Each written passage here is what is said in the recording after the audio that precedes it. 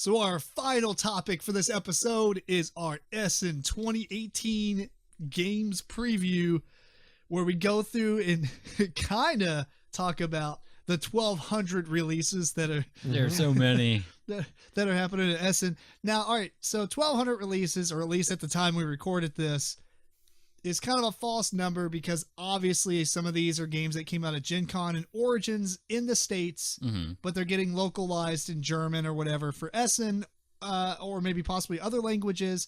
Some of the games are listed multiple times because maybe different languages for different publishers. Notice that. Yeah, but there are plenty of games.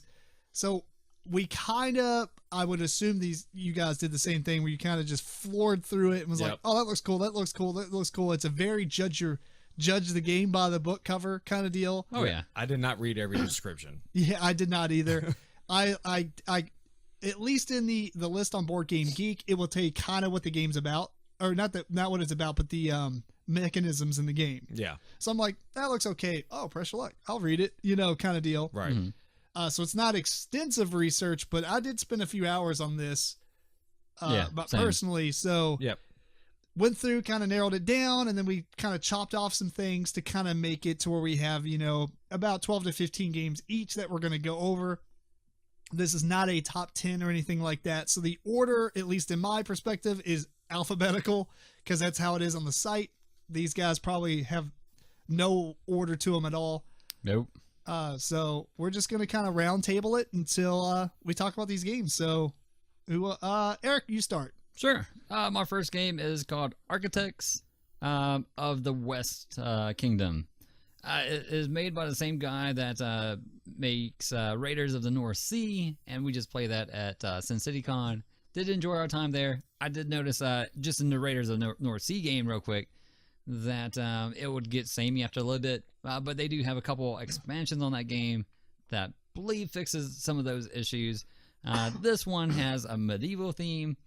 The board looks like, if you've seen his game, Raiders of the North Sea, it kind of looks similar to that. So it has a worker placement aspect to it. Like I said, a medieval theme, which I do like. So looking forward to looking at this game a little bit more. I'm looking forward to keep coughing. Yeah, keep on doing that. I still got a little bit going on, but it's fine. Yeah, it looks fine. I did want to play Raiders of the North Sea, but oh well. I'll get to it eventually. Oh yeah. Apparently is that the second or third game? There's supposed to be 3 games, and they kind of make like a story arc kind of really? deal. Yeah. I don't know of another game, so I'm thinking maybe this is his second in that series. Gotcha.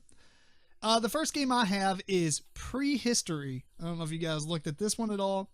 It is a game by A Games. I guess that's the publishing company. And it's basically, it sounds like what it is. It's a prehistoric game. It's kind of a lot of Euro aspects to it on the what you're doing. There's one board that has all these different actions that you can get resources, and you can hunt, you can paint. You have a player board in front of you that you're putting stuff on. There's an entire map that's generated from hexagon tiles off to the side that you're going to actually explore out on. If you're familiar with Rado, he did a run through of this game. I think it was a Kickstarter game, I believe. His was like a preview, and it looks fantastic. The whole game style and what you're doing and stuff just seems really cool. Apparently the resources are victory points, but you use them for other things too. It just looks fantastic. I'm a fan. Cool. Sweet. My first game I have is just straight called Alice. It's based off Alice in Wonderland. It is card drafting and set collection, but the basic premise of the game is evidently all the crazy characters that Alice encountered the first time in Wonderland have gotten out of the book. You are doing things to put them back in the chapters they belong in by making them drink potions to shrink or eat the cake and get big. That's pretty much all it said. It's strictly an IP thing here with me and my wife. My wife loves Alice in Wonderland, so that's fair. Yeah. Piqued my interest. Sounds interesting. For me, I have Chronicles of Crime. If you guys have seen that one, it's a cooperative game of crime investigation. What's cool about this one, it uses these little VR glasses, which are different from the big old bulky stuff that you usually use. Right. Yeah. Anyway, it's kind of like the Mask of the Pharaoh, Like you have an app and everything? Yeah, you have an app. You go into it, and you're like, all right, I see this. I see the shovel, and I see these items, and you can bring them out, and then you can actually somehow like you have people that you're gonna ask about. Do you know anything about the shovel? So yeah, if you like this Mask of Anubis kind of game, I think this one would be down. Sounds Something interesting. that you should So try what out. do you mean by the goggles are smaller? Do you put an iPhone in it, or does it have screens in it? No, it's just like these little goggles. It's these little goggles, and you click it to your phone, and then you just look at it through your goggles. How much is this game going to cost? Doesn't sound like they have screens in them. No, you use your phone, and it's an app. Oh, but you put your phone against your face? Right, through these little goggles. Oh, like okay. glasses. I see what you're saying. So it's not like a big box that you put your Yeah. phone inside. It's like you attach this to the front of your phone. Right. So it's more traditional VR then, because it's going to probably have like a split screen on your phone, Mhm. and you see it through each eye, so it gives you a 3D effect. Whereas like Mask of the Pharaoh was the only disappointing thing. Oh, that's right. It didn't even, yeah. It's it didn't not have 3D at all. glasses. You're basically just putting the thing up against your face. It just holds your phone. Yeah, it just close holds to your face. phone close to your face. Yeah. Mm-hmm. So that sounds actually really cool. I'm Yeah. I'm super excited about it. The second game I've got is called Roll to the Top. This is a roll and write game where essentially it comes with, apparently it's on Kickstarter, or it was on Kickstarter. Because again, Rado did a run through of this one too. But there are a bunch of different pads. Each pad is basically just a bunch of copies of the same thing. So for instance, you can climb a tree, you can climb the Eiffel Tower, you can climb a mountain, whatever. It looks like apparently the Kickstarter version had like 8 or 9 different mats. I keep calling them mats, pads. Basically, like picture a tree or like the Eiffel Tower or a mountain, and you have all these different squares, and it kind of goes up different paths.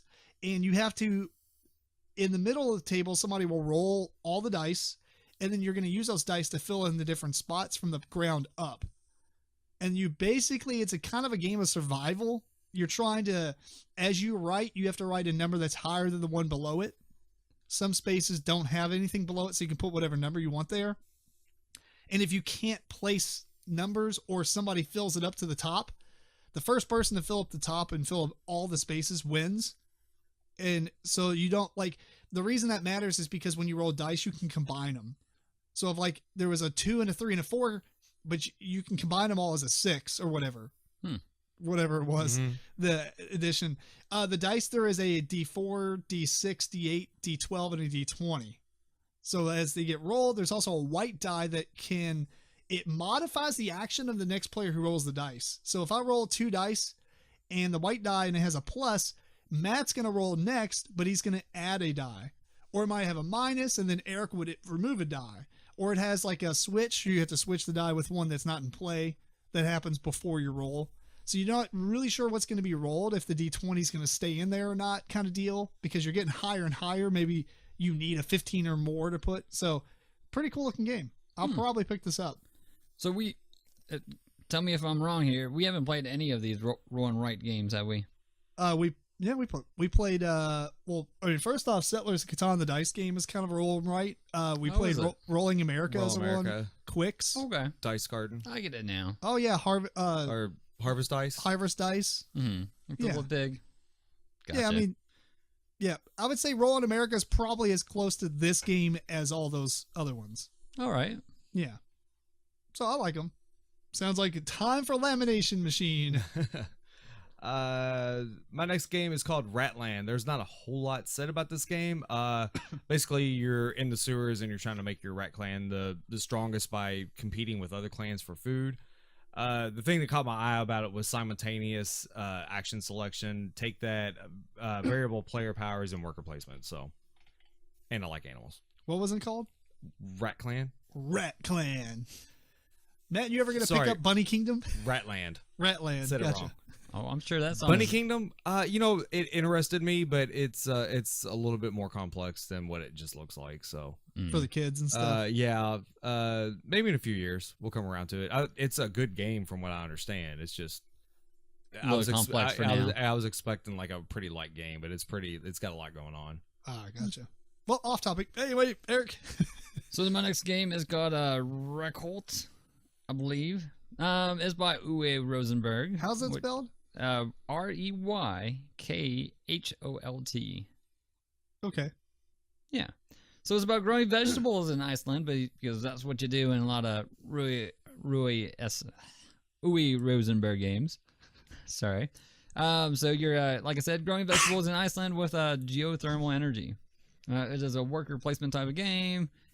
They did say it has some kind of race aspect to it, which is not my favorite. So I'm going to continue to look at this game and see if it will be as good as some of his other games. Cool. The next game I have on my list is Les Derniers Cases. How do you spell that? no, that's fine. Basically, it's a game where each player has 3 safes, and you're trying to crack the code of each safe. So you have a bunch of gold tokens that you put in these safes, and I guess they kind of like folded cards, and you put them underneath of there. So you have three of these like things in front of you that no one can see how many is in each vault. And then, from my understanding, you get you set a combination to each one, or maybe you get a card that tells you like 2, 3, 5, and that's like the combination to each safe. Like the first safe is a 2, the second safe is a 3, and the last one's a 5 for you. And then everybody gets these cards, and you kind of draft them and pass them. And if you get a card that has, when you play it, everybody has to play one of these cards, I guess. And what happens is you have to, if the number on that card is lower than the safe value, you put it in front of the safe. And if it's higher, you put it behind it. But if the number matches any of your 3 safes, you put it off to the side. And then at any point, people can wager gold to try to crack one of your safes. So I might be like, all right, Eric put a 6 off to the side. That means one of his safes has to be a 6. But from my understanding, I guess maybe a previous round, Eric put a 4 in front of his safe, meaning that it's lower than that number. So I know it's not that safe because his 6 would be higher, kind of deal. So you're kind of deducing what the combination, what the number is for each safe. And you're like, I'm going to wager 2 gold that safe is number 5. And Eric has to reveal it if it is. If not, he wins all that money. Otherwise, I keep my money and I open that safe and get all the money out of it. So it sounds like an interesting game. I don't know. Right. Kind of reminds me of, what was that small little game, Eric, that we played it was AEG.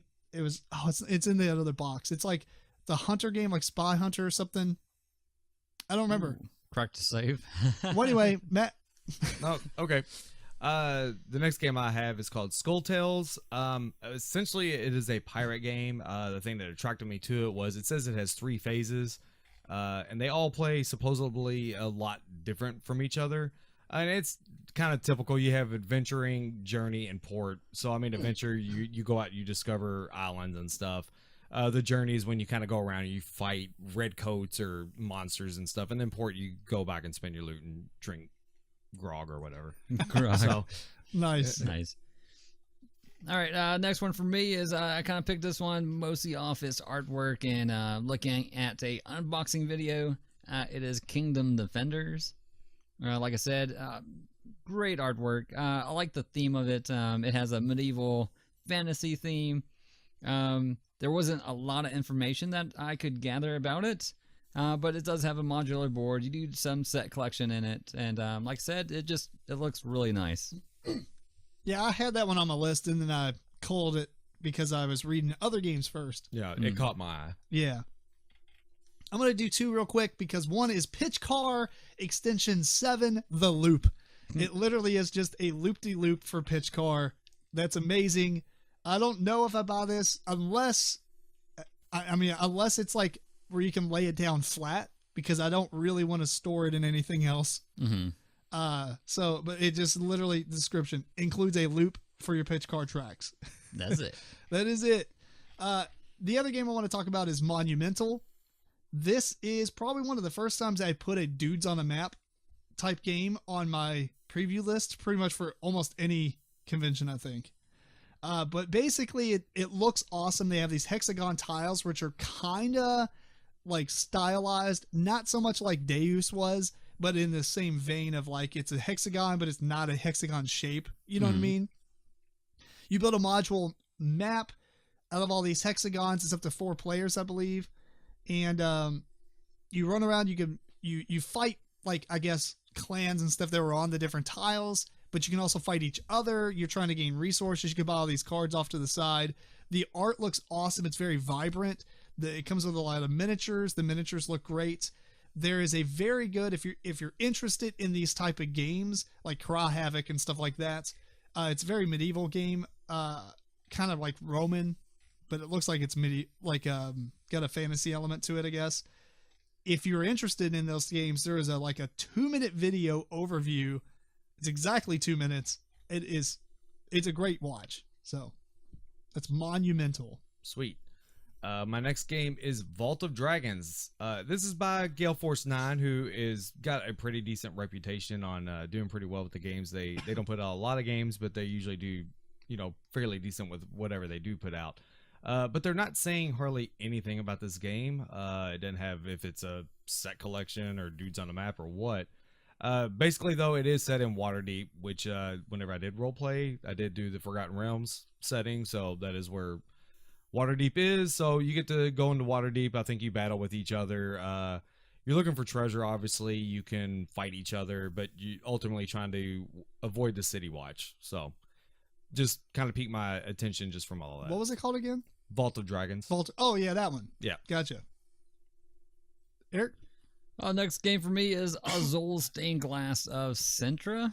It's a re-implementation of Azul. I just played Azul again at Sin City Con. I did enjoy my time. I know it's not Tim's favorite because you can.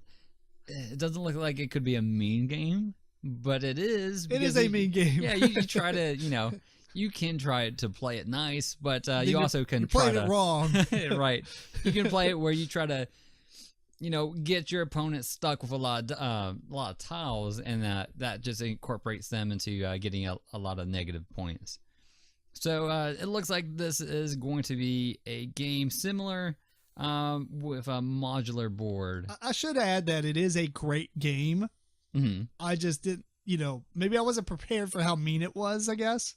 So I'll try it again, but keep going. Yeah. Well, there wasn't too much more information about it. It does look like Azul, the base game, but it does incorporate maybe a modular board. I'm not sure on how they incorporate that, but you still have the little circles that you put stuff down. You're doing stuff with these little stained glasses that are different, they're yellow or blue or pink, all one color instead of a tile that has some kind of icon on it. Gotcha. Well, cool. The next game I have on here is actually been running an ad on Board Game Geek recently, and I saw it and I skipped it, over the ad. Oh. I like ads on Board Game Geek. It's actually funny. Yeah. But sometimes I just see them and I'm like, I don't feel like clicking on that. Because they put relevant ads on there. Yeah, it's all relevant because it's all board games and Kickstarters and stuff. This one is called Iceiam, and it's by Geek Attitude Games. And at first I was like, meh. And then I clicked on it and started reading about it. This sounds awesome. Essentially, it's kind of, from my understanding, there is a rule book. I gleamed over it real quick because I had enough to say about the game without learning the whole thing. But basically, on your turn, you roll dice, kind of like Yahtzee style. You're trying to get 4 of a kind, 3 of a kind, a run, full house type of deal. But it depends on what game you're playing because there's 4 ways to play this. There's Crazy Cup. Each board is like a huge square grid with a bunch of pretty art on it, but essentially it's a bunch of squares. Crazy Cup is a competitive racing game. So as you're rolling the dice, every game mode has different reasons for the colors of the dice and numbers of the dice and stuff. In this one, for instance, every blue that you roll actually gets to move you a space, and then you use the other dice to do other things. So it's a racing game. You race around the board.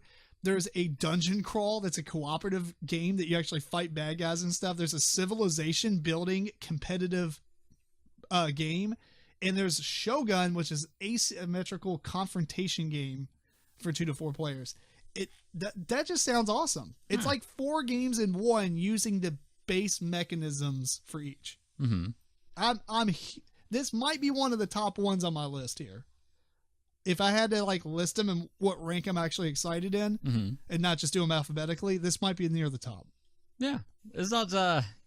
If the game takes up a spot of one game and can fulfill 4 different games. Yeah, and it's not the 8-bit box. Yeah. Right. My next game is Give Me That IP. They got Hellboy the board game. It is a co-op miniature game. You got area movement, modular board, all that good stuff. I do like Hellboy. Hopefully they do a good job with this. I'm usually not too big on miniature games, but I'm sure it's not too awfully complex. What is it, like a board game that has miniatures? Or is it a miniature combat game kind of deal? I thought they made it sound more like it was a miniature game, but I could be wrong. I'm not going to look it up. Either way, you get to play as one of the people on Either way, Hellboy. Yeah, Hellboy. You get to play as one of the people in his little, group that he hangs out with. Cool. Cool. Next game for me is Santa Maria American Kingdoms. It's an expansion. It includes new buildings, scholars, bishops, and shipping tiles, and 4 new modules to add to the base game, which was great. So adding to more greatness is up my alley. That's fair. And the funny thing about that game is I own it, but we played it on Tabletop Simulator. I know. So I haven't actually got to play with the actual game, which is funny. The next game for me is the Artemis Project. This is another Grand Gamers Guild. If you're listening to earlier in the episode, we talked about Endeavor. On top of that, man, like Grand Gamers Guild for us, I know they've been around for a little bit, but as a company, they came out of nowhere for us. We just went over to their booth at Origins this year. Right. The guy's super nice, super cool. I bought like the full package of Unreal Estate kind of deal. I think it was like, it came with some promos and stuff. We got Pocket Ops, Stroop. Remember that game, Matt? Mm-hmm. Weird. Yep. Oh, yeah. Mind screw game. Mm-hmm. Endeavor. I mean, like everything, like, I don't know. For me, I'm like, this is great. Everything they're coming out with is awesome. Right. Up my alley. This one, I think it was a Kickstarter, I believe. And it's coming out at, I don't know if it's for sale or not, but it essentially is I guess a dice drafting type of game. There's a board in the middle. Or maybe you already have dice. You have like these guys and you're exploring the ocean depths. I guess like one of the lowest ocean, the Mariana Trench, maybe? Something like that. Largest cavern close to the surface is known as the Pocket. Well, anyway, you're exploring. Not the Mariana Trench. That's what you're exploring. But what's cool about it is like, there's like these 6 different action spaces that you put dice at, and they resolve differently from like lowest to highest and stuff, like as far as the dice go. And there's like missions that you can complete, but you can compete against them. It kind of reminds me of Farlight, where like you put dice on there and but this one, it's like whoever has the highest value of dice get it kind of deal. You split the reward and stuff. Mm-hmm. I don't know. I mean, I've went over so many games. I should have just kind of refreshed on this one real quick, but it looks like it's going to play really well. And I'm super excited about it. So sweet. The Artemis Project. My next game is more IP love, but this is Walking Dead. Here's Negan. This is a board game. It does come with miniatures, but it is strictly, it's more on the board game side. It is a co-op game with the whole, like, you want to do better than everybody else, though. Essentially what's going on, and the reason this interests me is because they actually worked with Skybound, the people who published the the Walking Dead comics, I think. They worked with them on the story on how Negan actually took over the sanctuary and put it in this board game. So it's actually, that's cool. You're learning more about the actual comic universe by playing this game. It has 12 different scenarios. It's coming with like 19 miniatures. And pretty much what you're doing is, I think Negan he's not a playable character, and I think you play as one of the other 5 people that go in with him to clear it out. And pretty much you're just trying to be, just earn his respect by doing more things, and you get points in that sense. And then whoever has the most reputation points at the end of the game is the winner. That sounds cool. Yeah. I like that. So but it should be better than that card game, right? I would hope. So next for me is Between Two Castles of Mad King Ludwig. It is actually by Stonemaier Games in collaboration with Bezier Games. So you're still kind of doing the Between Two Cities where you're building a castle, but with the person to your left and your right. but the scoring system is more in line with Castles of Mad King Ludwig. So, yeah, they kind of like smash two games together. I'd actually like to see more of this. Yeah. Yeah. You know, like take a game and then smash it with another game and kind of mix the mechanisms up, but like still can maintain the IPs of both. That's cool. That's a cool concept. It could only be a win-win for each publisher if they do it well. If they do it well, yes. Right. It just sounds like an amazing idea. So, yeah. We'll see if they implement it well. Yep. And I liked both of these games. Yeah. So, yeah. Next game for me is a play on words, I guess. It's called Atlantis. Kind of like Atlantis, Yes. but Atlantis. I don't know if y'all saw this one. Essentially, it's a dice drafting game. You got a bunch of 6-sided dice. I believe you have 2 per player plus 1 because you're always going to draft 2, and then at the end, you're going to leave 1 like sitting around. In the middle of the board, you have like this little timer. More on that in a minute. But all around the board, around this timer, you have 5 different sides. I can't remember what the 6 number does when you draft a 6, but essentially, if you draft a 4, you take the resource that's in the 4 spot. There are so many of each resource, so there's 5 different resources. Whenever a resource is emptied, it scores, and whoever has the most of that resource gets so many points, second most, etc. And then you put all that resource back into its space. So you take turns drafting 1 die a piece, take the resource that of the number you draft, and then at the end of the round, there's 1 die left over. And similar to Seasons, you move up the timer that many spaces. And the game goes until the timer reaches the end. So the rounds could be, depending on what the players are leaving last, it could, go a different amount of rounds each game. It looks like it's super simple and quick. It says 20 to 40 minutes. I'm very excited about this one. Very. This might be top 3. Top 3?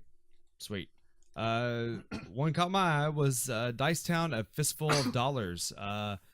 So essentially they're taking Dice Town. They just made a new expansion for it. Pretty much what they're doing is they're adding oil derricks. And it sounds like it's going to work somewhat with the property cards they already have. So pretty much you're just trying to earn the title of Baron for the black gold. So we'll see how that goes when it comes out. We can always use more Dice Town, even though we have not busted that game out in a while. Yeah, and they are spacing. It's been a while since they did anything with this.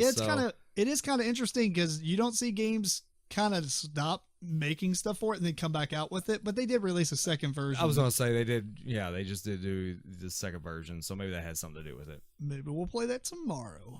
Yeah. Oh no, Eric! I won't be here. Well, I'm going to do 2 games real quick because one of them is just a game called Ramen. And there was not very much information about it out. But yeah, it's about ramen, so it can't be all that bad. Is it actually got to do with the noodles? Yeah, it's like got Ramen, chopsticks pulling up noodles as the cover. It's not just a name. Okay, that's awesome. I thought it was like a set drafting or set collection drafting game or something. Yeah, like I said, there wasn't too much. I did read about it, but I don't know. Eric just saw ramen, wrote it down, and moved on. I was like, hey, that's fair. I like ramen. I like ramen. We get excited about silly things around here at the MeepleCore. There's no other whatever our games about podcast ramen. name is. So what my other game is called Great Western Trail. Rails to the North is another expansion on mine. It adds a new railway system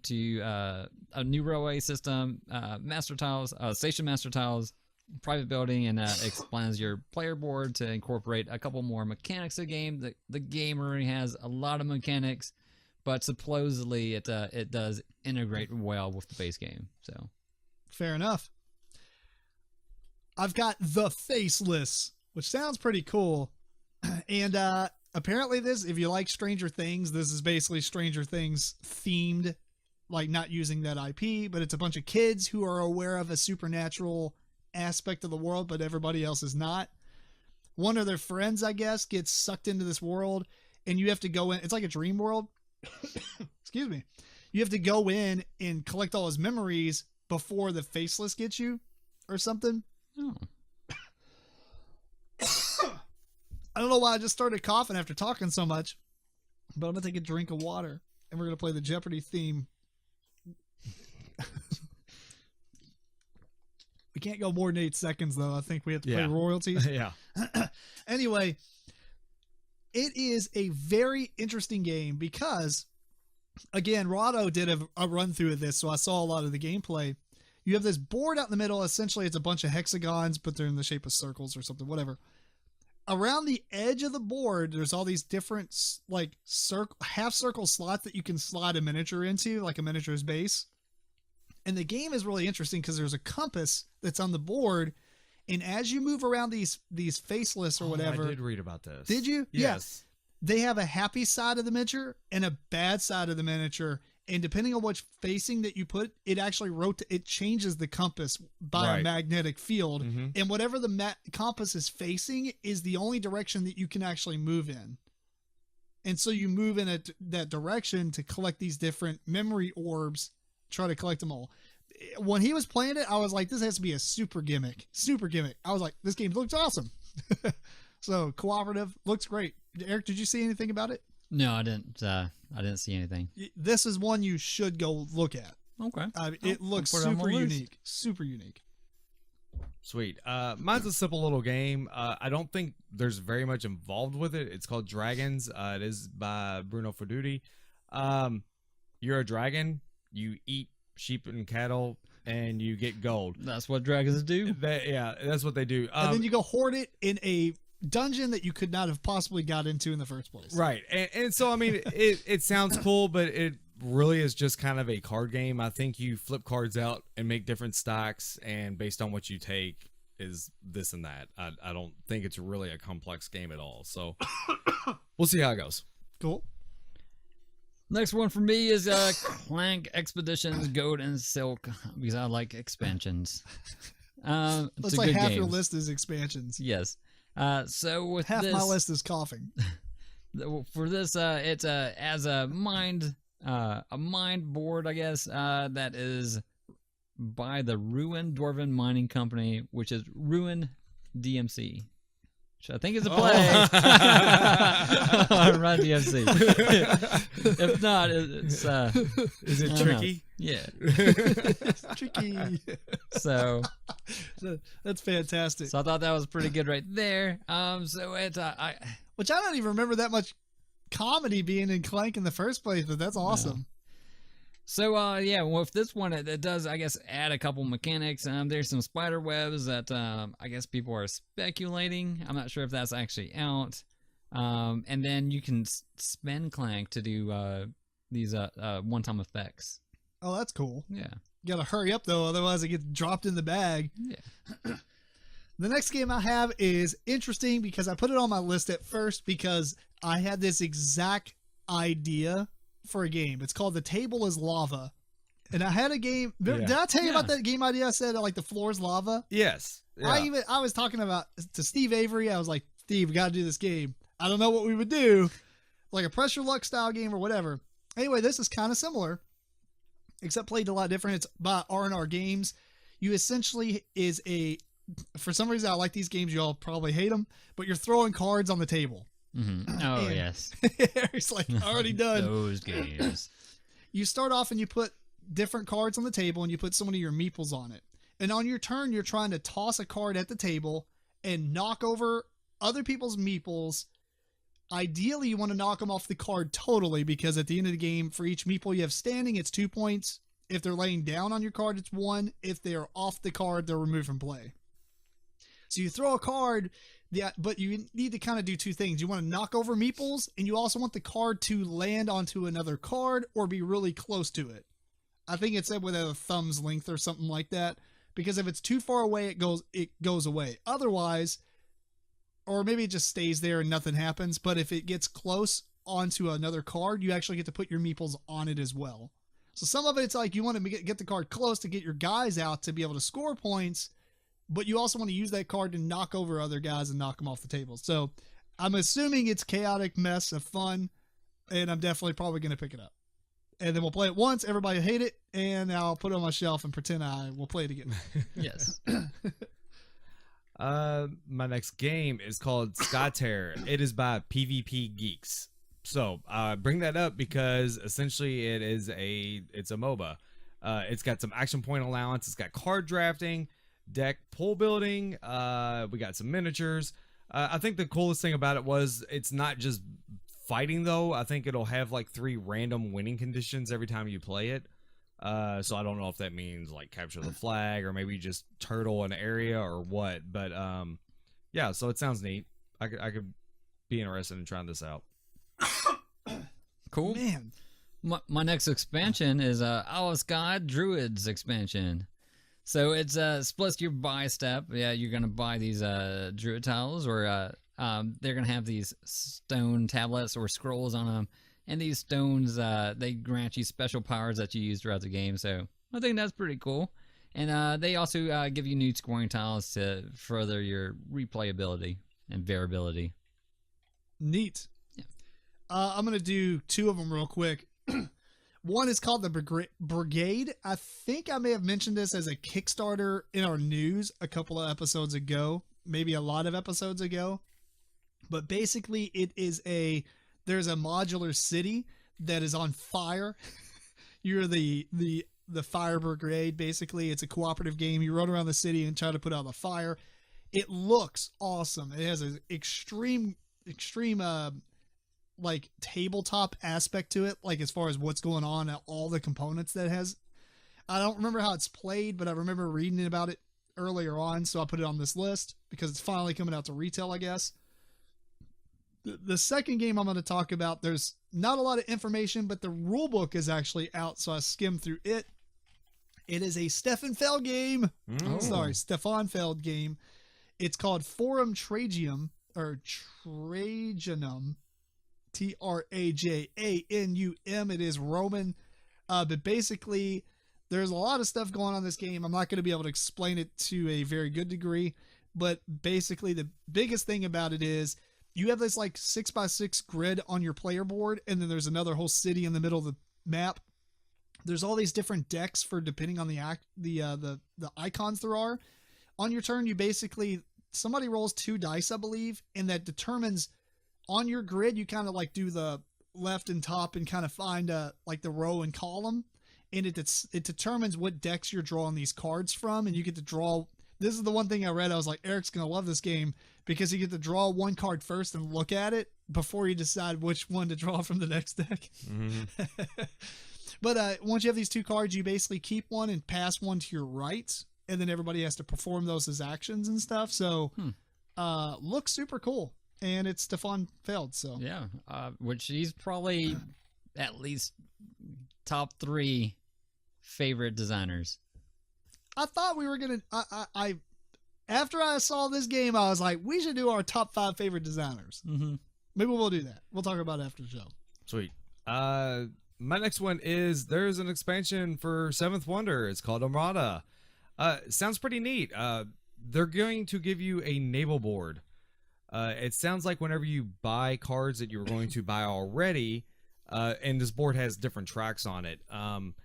When you're buying your cards that, like I said, you would be buying already, you can pay a little extra to move up on all the different tracks. So if you're buying something with the war, you can pay a little bit of extra resources and you'll move up your red war track. And then at the end of the era, you fight everybody. But not I don't just left and right. Yeah, it's not just left and right. It is the whole game worth of opponents. Now, oh wow, that's cool. I don't think it does anything detrimental, but it's just a first, just to second, and generate a lot third. of points. Yeah, it's just to generate more points. And then the other tracks are, I think they might give you gold or something like that. I think the green track I think there might be another deck for like islands or something that you can use for stuff. So it sounds like it's gonna add quite a bit. So. Well, that's pretty cool. Awesome. Next for me is Clank and Space Apocalypse. So obviously it's going to add more cards, but the big thing is it adds these 8 new scheme cards to it. So it's basically you're playing these scheme cards that are going to change how the game is going to flow, because when you pull these black cubes out of the bag, you just don't toss them in another bag. You put them on these scheme cards, and they accelerate these schemes. So, yeah, sounds interesting. It's for me, what I would like about it is because it'll change up the gameplay from one game to the next. Deck building itself, you're gonna change up the gameplay anyway, but this will make it feel more different. That's fair. Every time you play. Yeah. Well, cool. Next game I've got is The Forgotten City by 2+ Games. And basically it's the color of this game is like super vibrant, colorful artwork. But apparently you wake up in this, it's a competitive game. So the story just sounds cooperative, but it's not. You wake up in this forgotten city and you're trying to run around and collect resources to build these monuments. The map is all hexagons. It's randomly generated, but these hexagons are placed on a kind of rectangular board. And as you're getting these resources and building these monuments, you can also collect these. I can't remember if they're called dreams or something like that. There's white ones and there's gray ones. The gray ones are like in-game scoring. So like you get them and it gives you kind of a direction to take the whole game, because obviously you get points for this at the end of the game kind of deal. The white ones give you kind of special abilities or passives and stuff throughout the game. And the other thing that's really cool is as you're playing, sometimes these nightmares will pop up, and these nightmares are essentially bad guys that attack all the spaces on the board of a color. So like there might be one that comes up and attacks all the red spaces. So anybody that has guys on these red spaces has to fight these nightmares, I believe, using some of the resources that you gathered. I can't remember. The rule book's out there and I kind of breezed through it to kind of get an idea rather than know all the rules. But like, for instance, one of the monsters has like 2 rows of, so it has like 10 hit points.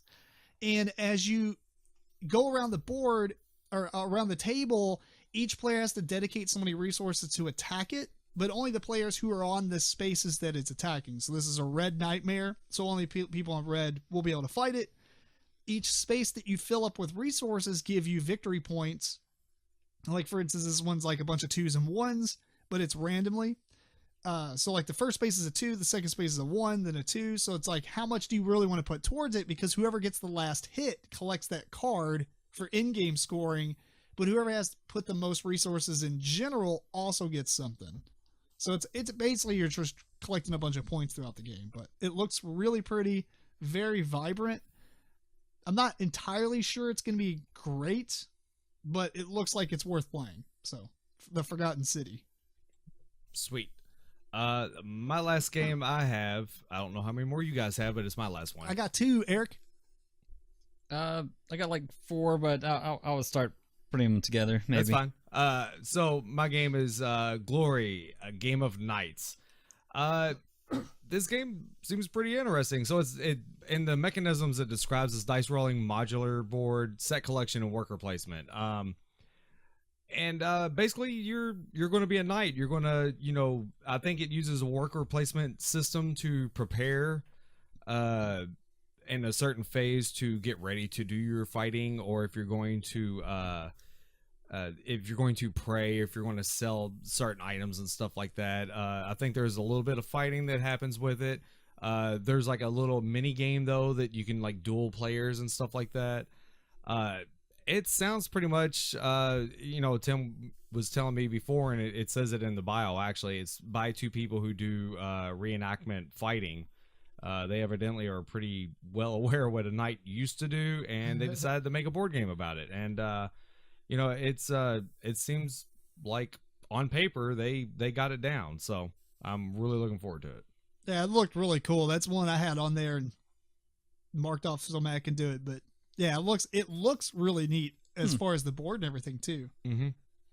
I wonder if they were board game enthusiasts as well, or they worked with somebody to kind of make it look like it does, because it does look like not a first person's design. You know what I mean? Yeah. Right.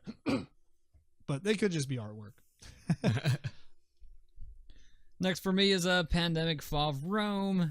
It goes off the Pandemic engine, but you're defending your empire from barbarian tribes. So there's 4 different barbarian tribes that you're trying to thwart. So instead of epidemics and infections, you're going to have revolts and rebellions. So the artwork looks nice. The theme is a big plus for me. You do have these little armies. I'm not sure on exactly how you use them. I know you use dice in this game where you fight off the barbarians, so it looks cool. And then real quick, another one for me is Celestia, a Lida initiative. that as a It's called a little initiative, which is funny because it probably looks like it comes in a pack of cards. I think it is a pretty small expansion. It has a rowboat, so the first person that decides to leave can actually use the rowboat, and then they just do that journey by themselves. So they have to roll the dice and play their own cards. That's pretty cool because usually the first person to leave is early on, so it keeps them in the game a little longer. Well, yeah, the first person that leaves and decides to go on the rowboat. So if you decide to leave, Matt stays, and then you leave and you don't take the rowboat, I still could take that rowboat. So I leave, I take a card, I'm out. But if I leave and jump on the rowboat, I have a chance to keep going by myself. Yourself. Mm-hmm. I wonder if you just use the same dice roll that the captain's rolling, and you're just you use your separate dice roll. It said. Oh wow. That's interesting. Yeah. I don't know. I'd have to play that to see if it's good or not. Interesting. That might be good in a large player game, but not really like a small one. Right. Usually I don't like to play that game with a less player count anyway. So yeah, same here. Yeah. Next game for me is Castle Vaughn Logan. Or Logan. Loghan. It's by Underground Games. It is a semi-cooperative game where I think I kind of watched a quick review of it. Well, it's like a 45-minute review, how to play the game and set it up and everything. I just kind of skimmed through it. But basically, it at least comes with 3 boards. I believe they're double-sided, though, so it might have 6. But it's a castle with all these different spaces and all these question marks on these different spaces that activate quest cards. There's a huge quest deck that you're going through. The reason it's semi-cooperative, though, is because there is a winner at the end of it. But you win as a team or die as a team. Unlike games like Cutthroat Caverns, which is immediately what it reminded me of, each player cannot die individually. You have a group amount of hit points, and when you lose all those, you lose as a team. Otherwise, you complete the game by going through the entire story deck, and there's a clear winner because when you fight bad guys, it's kind of like Cutthroat Caverns where you're like assigning your damage, and whoever gets the last hit takes the card or something to get victory points. But there's a lot more going on, way more than I wanted to learn about. I was sold enough into the game just by watching some of it. So It looks there's a lot of stuff. The quest deck, the cards are huge. I don't know if there's like prototype components, but remember Elder Sign, those cards that are in that, or Infiltration, they're like bigger than that. And like there's a deck of like 30 of them, and that's one quest. And apparently it's supposed to come with a bunch that you can kind of go like campaign style. So it looks pretty good. I'm pretty excited about it. So the next two for me are going to be real quick. So Reef Kings of the Coral is a mini expansion. It looks like you got this from doing like a pre-order, or they might have had a few that they gave out at Gen Con or Origins if you bought the game there. But I don't think otherwise it was available. Well, they're going to have some at Essen that you can pick up there. So look out for that if you're there. And then Agricola Publicus deck. Yes. So basically it's a B deck for Agricola, the revised edition. It also it has cards, obviously, but also I hear that it has a lot of cards for 5 and 6 player if you did end up getting the 5-6 player extension to the revised edition. That's cool. Yeah. All right, I guess the final game we have for our preview here is my cat's like snoring over there. It's called King's Struggle. It's by designer Robert Burke, and it's published by WizKids. This is a game, it says, with elements of trick taking and set collection. So it lasts for 7 rounds. You get cards at random. There's 2 different ways you can play it. A lot of people, from what Robert was saying in one of the videos, is that some people like trick taking games with perfect information. Some like it without perfect. So you got 2 flavors of the game. Basically, you either get 10 cards and you're playing 7 of them so that you know that all the cards in the game are in play, or you're playing with, you get 8 cards and you only play 7 of them. So some of the cards are, I believe you may discard them or something. So not all the cards are available in the game. And what happens is each round, everybody puts a card down, I guess, and plays it face up or whatever. I believe that's how it works, or maybe you choose at random. I don't know, but it has a value to it, so it's kind of like at that trick taking aspect of maybe whoever has the highest card or whatever. Yeah, I think it's the highest strength, but every card has an ability that, from my understanding, or at least looking at them, kind of affect other cards. And so gold in this game is also worth victory points. So Eric might play a card in front of him that says, it's, here we go. This one says you may add 5 power to any one merchant in play. Well, obviously he's not a merchant, but I can pay Eric money to get that +5 added to my merchant. So it's like, is it worth winning this round to you, Eric, or giving it to me, but I pay you victory points to do it? You know what I'm saying? Right. So it's got that. So the game has a ton of negotiation. Like every round is a bunch of negotiation. There's stuff that happens immediately like that where it just adds power. There's stuff that you can negotiate to do stuff later on, but it's not binding type of deal. Like this one says, if you win this trick, or if you win the trick with the queen, you also gain 5 gold. This one you may remove and keep 1 royal or 1 merchant currently in play, but he's like a weaker value and stuff. So I don't know. It looks like it's a smaller game, but it's going to be really cool. Cool. Awesome. Anyway, I don't know. Think we'll ever go to Essen? Yeah, maybe one day. Yeah, maybe one day. If somebody else is paying for that You got trip. an uncle that lives in Germany too? Yeah. I don't know. It would be cool to go one time, but I don't think I'd ever make it a Yearly thing. yearly Oh, or no. reoccurring thing at all. It's way too expensive. Maybe if the MeepleCore podcast starts making a lot of money, getting a lot of donations for us to specifically go there, we're on a Kickstarter campaign. Trip to Essen. Here's promos. You know what? There's one thing I want to check real quick. So on our Instagram and Facebook, I did a story post saying, ask us questions. I doubt anybody's really responded to them, but just in case. Nope. Check it out. Nope. All right. So if you Dragon and chicken still? Dragons and chickens. Somebody said dragons and chickens. I don't know what that means. Let's talk about it. But let's talk about it with dragons and chickens. Matt. Which came first? Which came first? Or does he mean dragons or chickens? I don't know. Chickens feed me. So I like chickens. Yeah. I'd rather eat something than have something eat me. So, yes. But pets, dragon. Definitely. Yes, definitely. This is the dumbest response. I hope this. I don't know what he was talking about, but it's funny.